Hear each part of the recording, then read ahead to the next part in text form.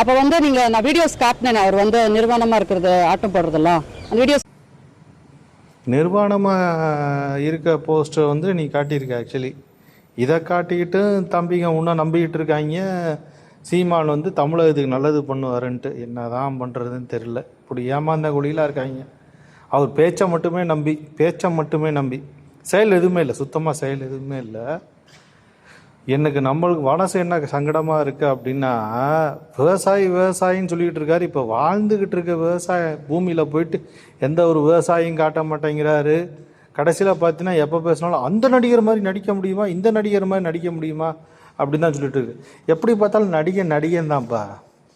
உன்கிட்ட எப்படி நடிச்சுக்கிட்டு இருக்கான், உன்கிட்ட நிஜ வாழ்க்கையில நடிச்சிட்டான்.